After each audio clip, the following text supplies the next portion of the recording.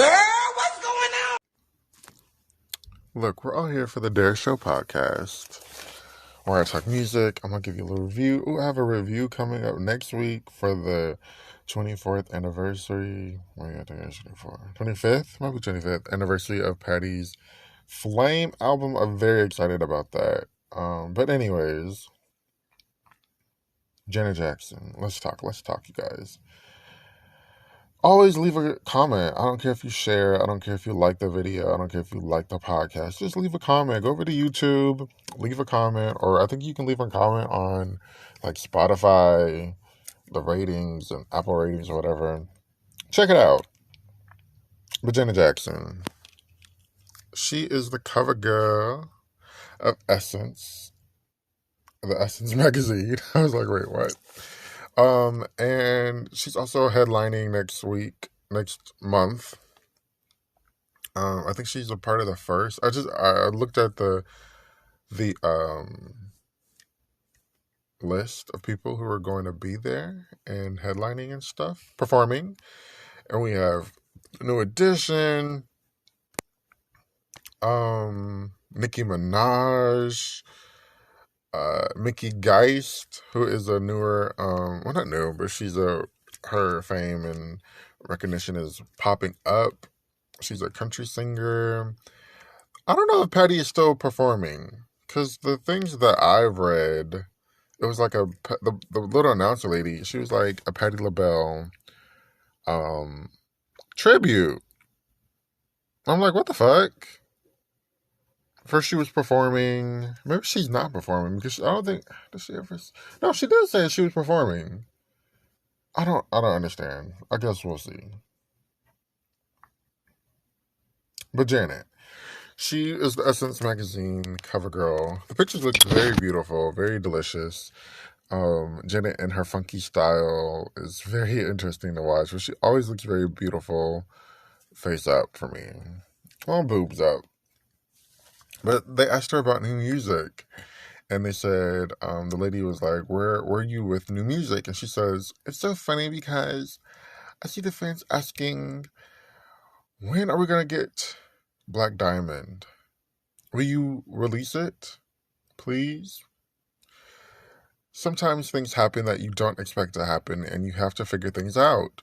Or you're in a space in your life where you have to take a step back and take a break for a minute. Even though it's something that I absolutely love, it is still my work, my job. There will be music at some point. Exactly when, I can't say just yet. But there will be. I love it too much not to do it. That is all I know. There's so much that I want to do, but my number one priority is being mama. That last part really was like, child, it's probably not happening anytime soon.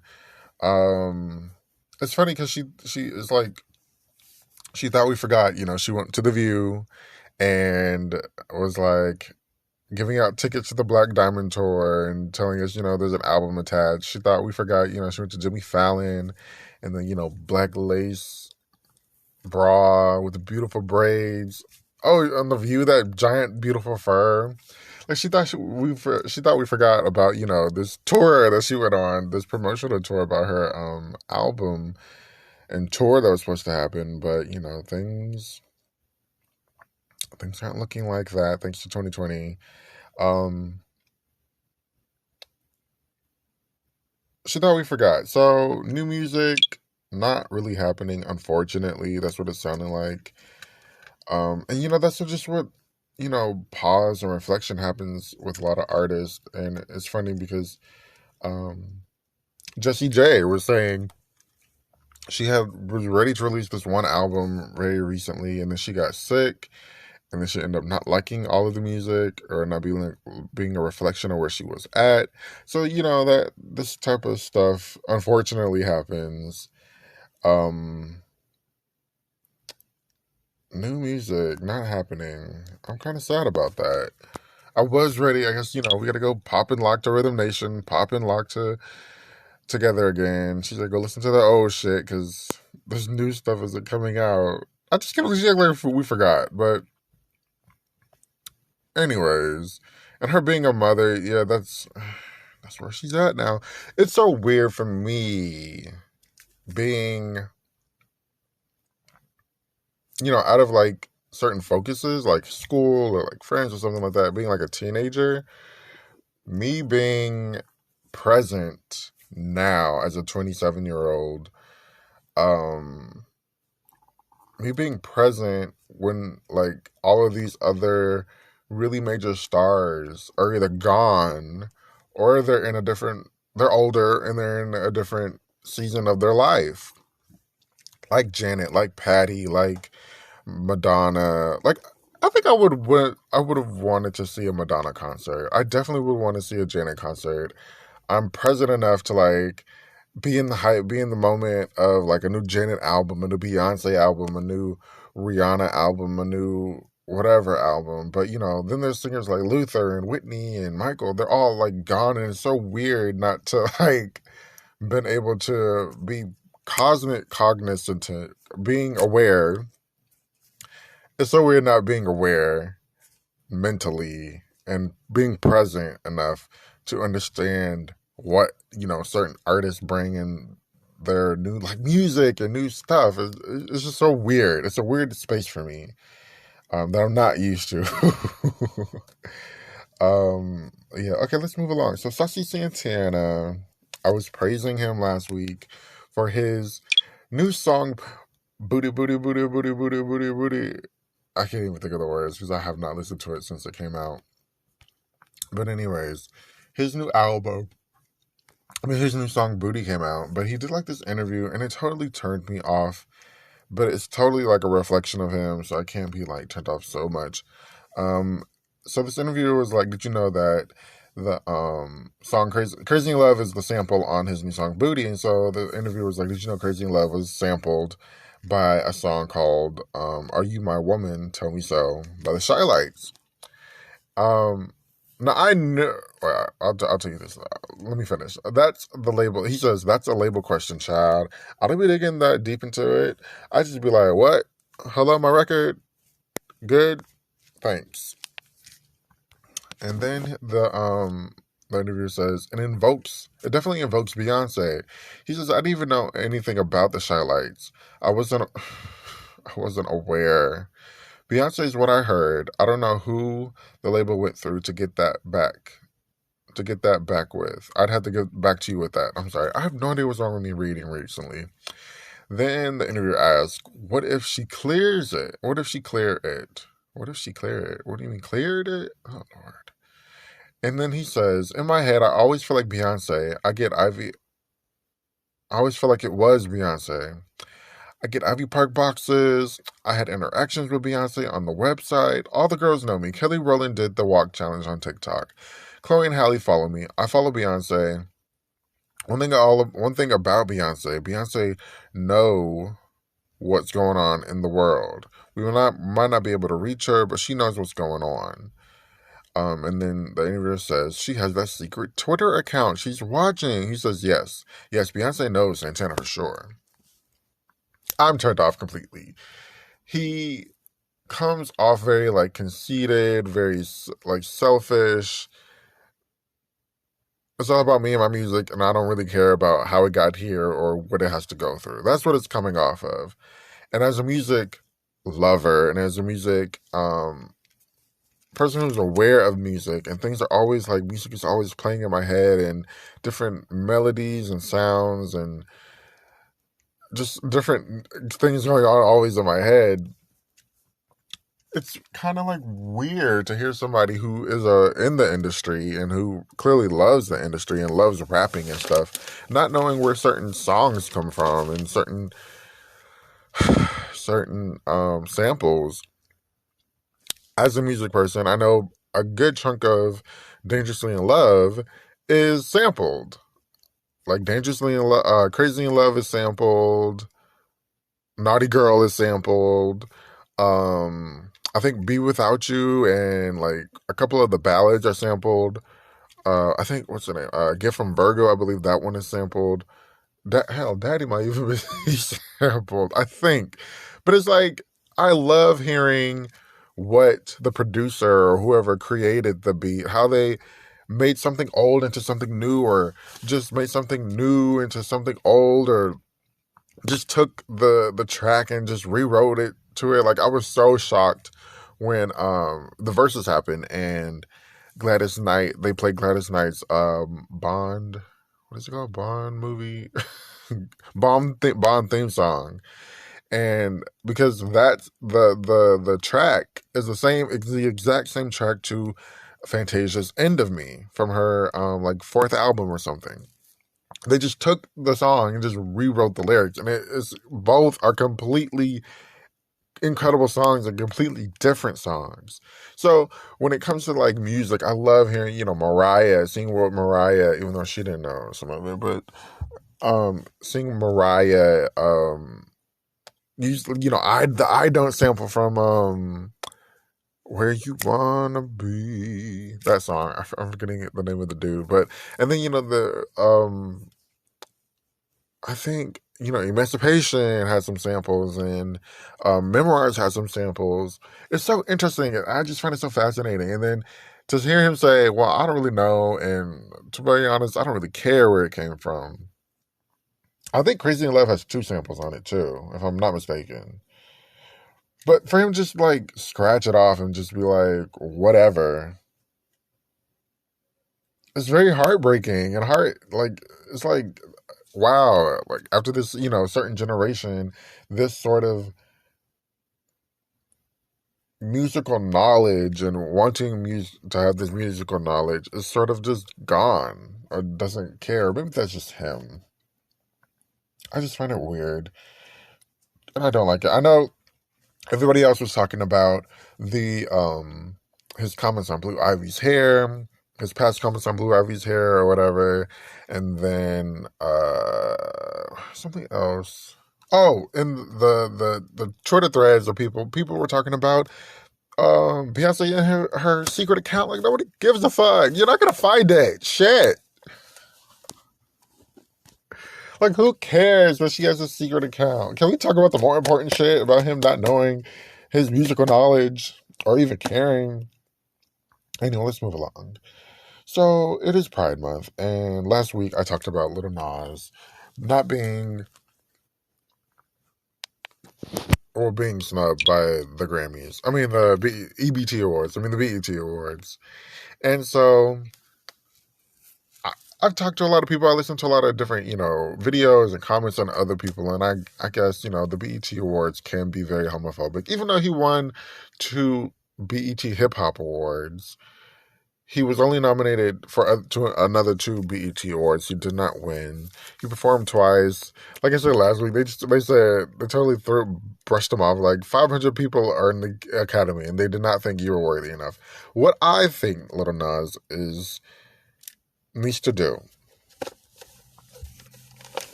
is work on better music.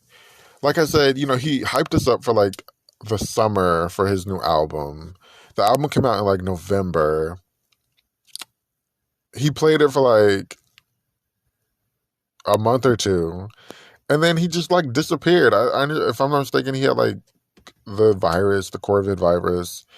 He caught it, but then it's like 6 months later, we haven't seen you, and then now you want to be sort of, acknowledged for this Grammy. I feel like you still need to be in people's faces. Like, I understand you're working for a tour. I mean, you're practicing for a tour. It's just like, it's a lot going on with Little Nas, and I want him to be better. The gay thing. I think he needed to get the gay thing out of his system. I think now he needs to find a balance of not, because I think that's what a lot of people's problem was. Like, it's so gay. You're talking about, everything's so sexual, and I don't find a problem with that, but I'm just like, maybe now he needs to find a balance to even things out and make better music. Also, BET isn't fucking with you. Why aren't you headlining Pride events or a Pride event? Like, I understand you're doing a tour. That's pretty much all. Showing us your new blonde wig on Instagram. Be out there. I feel like that could also, sort of campaign, not even a campaign, but like still, be in our faces to be like, okay, he's working all this hard. Why wasn't he nominated? Instead of, fuck yeah, I wasn't nominated. Give us a reason to like back you up in a sense, I feel. Um, but yeah, but like, the blacks weren't reaching for you, looking for you. Why aren't you out here headlining any Pride events? Azalea Banks is still out here headlining Pride events, and I don't even think she has like new music out. It's just so she got her titties out. But anyways, let's move along. That's my thoughts on Little Nas, where he's coming from. So Marlo. This is a Team Marlo Stan account over here on the show podcast. Okay, I love Marlo on The Real Housewives of Atlanta. What she said about Candy.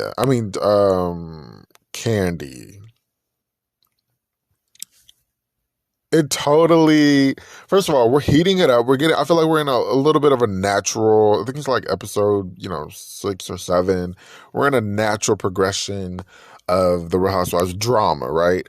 Because it definitely didn't swing hitting out like with the group drama. It definitely didn't swing with that. But what Candy said, that, sort of negative, nasty things Marlo said about Candy, I don't really care. Like, I feel like it's for the drama of it all. It's for, TV. It's to keep things spicy because that's what she does. She's good at that. She also, I'm enjoying Marlo and showing her life and her reaction to everything. It's so funny.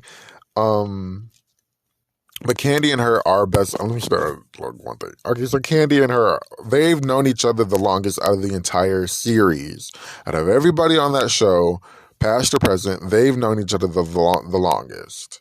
And I feel like whatever Marlo said about Candy, or whatever Candy says about Marlo, both ways, it has some truth to it, some validity to it. Because they've known each other the longest. Now, waiting this long to bring it up is kind of crazy and kind of funny, but Marlo, she was clearly mad that Sonya was taking sides of this woman, of Candy, coming off very, kiss ass, very, thirsty in a sense. Because she's like, you don't even know this girl. She was coming off a little bit too much. And Sonya is trying to, I guess, play the game, but I don't think a lot of people are liking Sonya, which is hilarious. I don't think they needed her. But we'll see. But also, I feel like the girls are always, and I said this in the beginning of the season, the girls are always coming from Marlo and how she gets her money and how she gets her, check and her cash or whatever she gets from, the men she allegedly sleeps with for stuff. But then she can't defend herself or clap back at the other girls because then she's wrong. And then where Marlo was wrong was where she was saying Kenya was, faking sick so she wouldn't have to come. And it's just like, no, Kenya was actually sick. Like you could hear it in her. She looked sick. I was just like, wait, why is she going so hard on Kenya when Kenya's actually sick? And then I believe that they all like got something. I don't know if it was COVID because Kenya said she did not have COVID, but I don't know. They all got sick, I believe, and had to like shut down production at the end of last year, if I'm not mistaken. Like I believe that was something that actually happened. So that's that on Marlo. I'm enjoying Marlo. We're gonna see where this next episode goes because it seems like Drew is in the mix and. I guess later down the line, Marlo and also the things Marlo was saying about Candy, being so rich, but her pussy isn't that great, so she got to date under her tax bracket and shit like that. The crazy thing was everything Marlo was saying, Sheree was co-signing. So it's like everything she was saying, she was co-signing. It wasn't like, oh, well, Marla, I don't know about that, or her staying quiet or anything. She was co-signing. She's like, yep, yep, you show, And Sheree is so boring on the show. I really don't care about Sheree getting her heart broken by Tyrone. People think, Tyrone has a family in Philly. That's why he wasn't able to go see her. I don't really care. Sheree's boring. Sheree was always boring. Sheree has a good, one-liner every, couple of episodes. Other than that, I don't know why she is back. She's boring. She's awkward. She's just not it. We didn't even get into, her mother being missing. I thought we were going to get into that a little bit. It's not what it's supposed to be for sure. I'm going to take a water break, and I'll be back. Next car, honey, next car. Okay, we are back for the Dare Show podcast. Welcome back. So it is, like I said, Pride Month still. Happy Pride. Tell a gay hey today. Tell a trans hey today. Tell a bi hey today. One song. So songs of the week. Let's talk about songs of the week. So songs of the week this week for me. I just, Miss Carrie Underwood, she rolled out and released her Dynamite album, which is really, really enjoying it. I'm still trying to figure out my way through it and figure out my way in it, but I'm thoroughly enjoying it. But one song she did from her previous studio album, Cry Pretty, was Love Wins. Even though she didn't say it was, for the community, I'm gonna take it as it was for the community and for the world, because that is sort of a phrase the community has taken, adapted, adopted, or whatever. Love Wins. And it's such a great song and great vocals, great lyrics, and the video is okay. But anyways, go check out Love Wins by Carrie Underwood. It's a great song. Another person I've been still on this like train with and enamored by is Jennifer Holliday.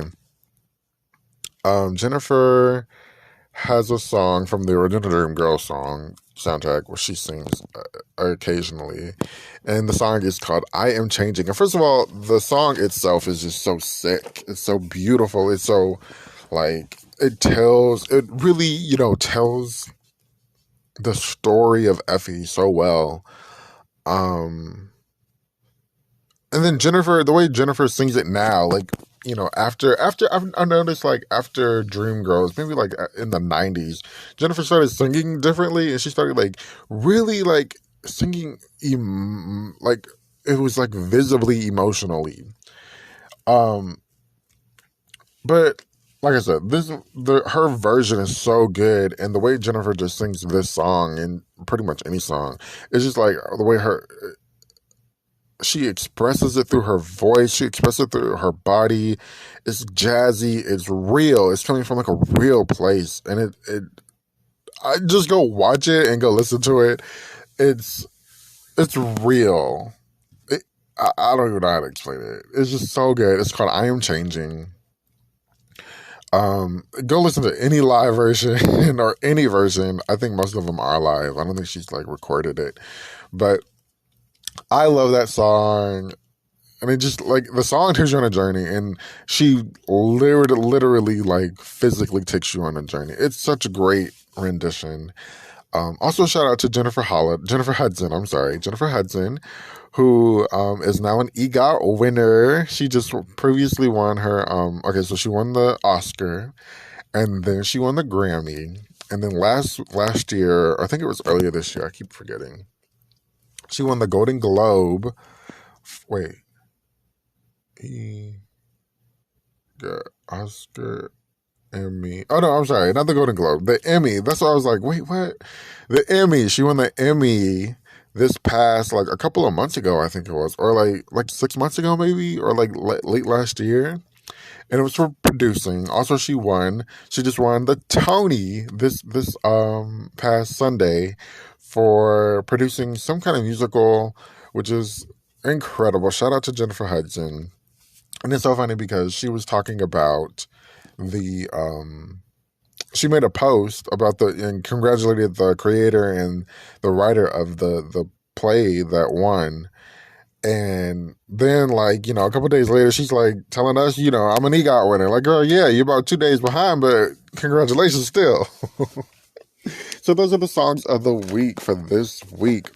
Let's move along to Destiny Child. Destiny trolling. Destiny Child is just sitting here trolling us, and I'm sick of it. I'm sick of it. Well, I was sick of it. There's some news that came out about Beyonce, but I'm going to talk about that next week because the article that came out, it's not the full article. Interesting. I don't think I've ever seen that happen. Normally it's just like excerpts from like websites maybe, but not like the magazine giving us, half of the article, because I'm like, this is it? Where the hell is the rest? But anyways, she's promoting, we see. Congratulations. God still answers prayers. But anyways, Destiny Child was trolling. So Beyonce changed her profile to like this blank thing, which I think now is explaining the era, because the era seems very like 90s in a way. Because she changed it to like this like basic profile. Like the one we all can have. And it's hard to find. I'm just like, wait, where is she at? What am I trying to say? She changed to this blank profile, and it just like sparked up like rumors and theories, Twitter theories, Black Twitter theories. All the theories came through, and Destiny Child, Michelle, and Kelly, they were playing along, and I don't like it. It's not cute. Nobody asked for this. First of all, Michelle and Kelly posted this video. Michelle lives in Atlanta. Kelly's shooting a movie right now in Atlanta. And they were like in an elevator saying, one child is missing. Like, was that necessary, Kelly and Michelle?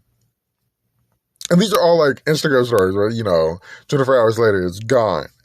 So then Kelly, she got on stage with Coldplay or Chris Martin, one of those, in Atlanta. And she sang Independent Women. Now, she did fuck up Independent Women because she messed up the words. And it was just like, okay. But I'm going to give her some grace, because that is not her verse. She normally sings the pre-chorus.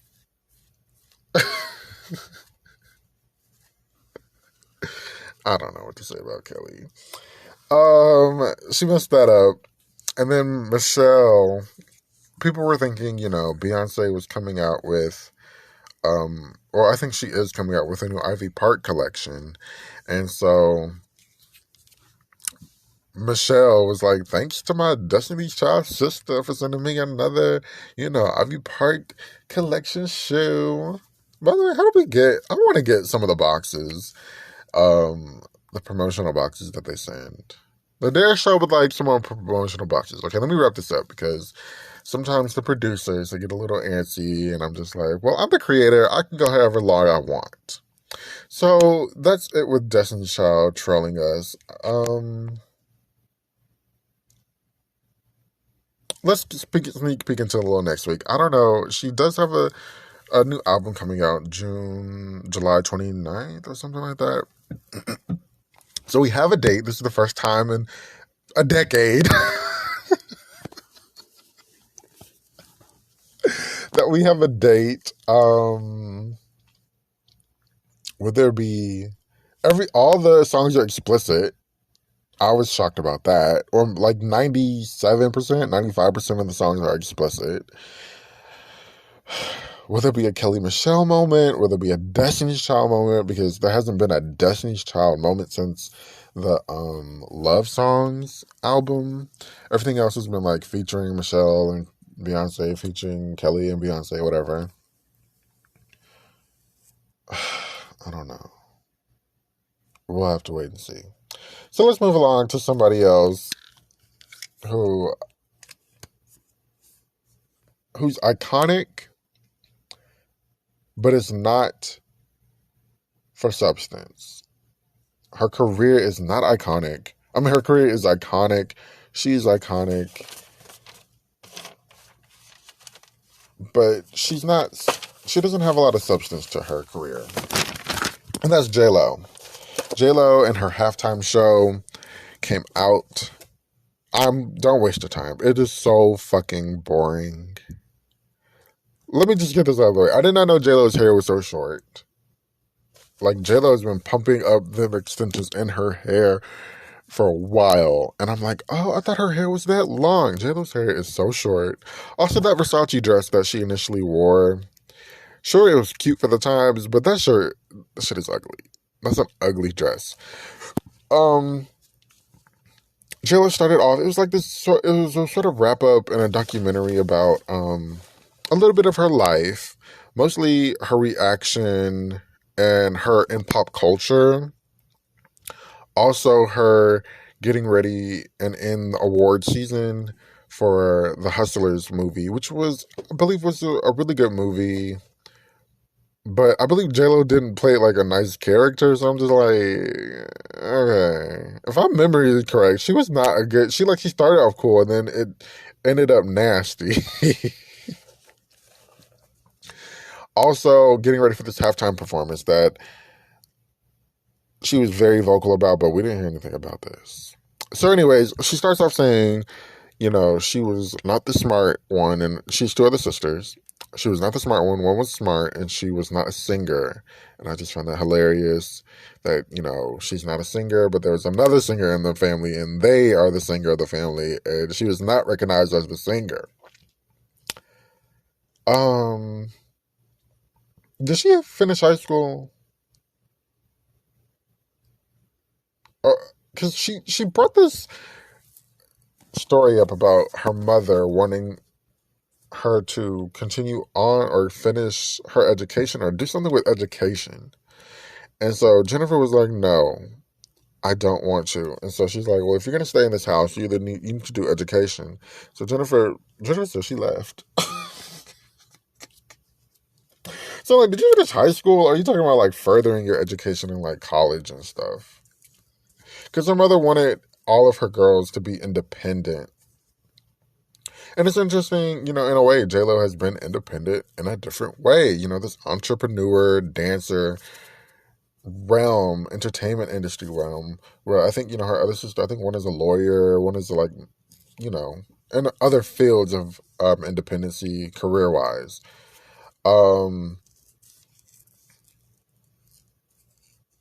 J-Lo can dance. J-Lo's a better dancer at 50 than Madonna is at like 60. Hell, even 55. J-Lo's a really great dancer. That's what she really does have. Fuck acting, fuck the singing. The dancing is incredible, and it's always incredible. Her manager, Benny Medina, he got a slick mouth. He was like, the Super Bowl is having them do Shakira, and the Super Bowl is having her and Shakira do what normally a single artist does. And he was just like, they were both pissed about it. It was just like, okay, if you guys are so fucking pissed about it, why do it? Like, you're not getting paid to do this. The NFL does not pay you to do the halftime show. Like, why are you bringing this up like this? And I'm forgetting, this is like 3-4 years ago, when it feels like 2 years ago. But, the pandemic and the recovery from the pandemic, and now we're in 2022. It was 3-4 years ago at this point. 5 years, pushing 5 years at this point.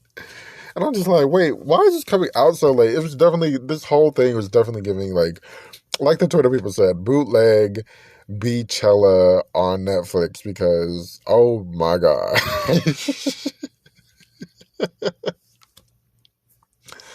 But that's the ultimate question. Why are you guys doing the halftime show if you're not pleased with the time or, who you're doing it with? I didn't see it as a problem. She wanted like 20 minutes because I did not know, the whole halftime show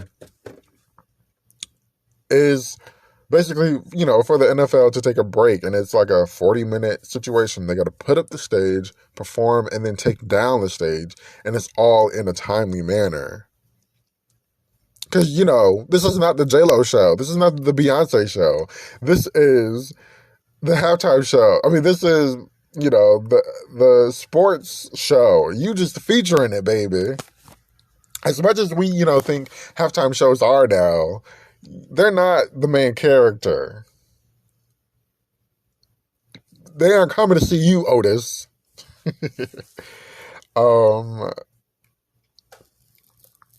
J-Lo was talking about her political stance. At the time, the kids in the cages, which was crazy going on, the divisiveness in America, the wall, Trump.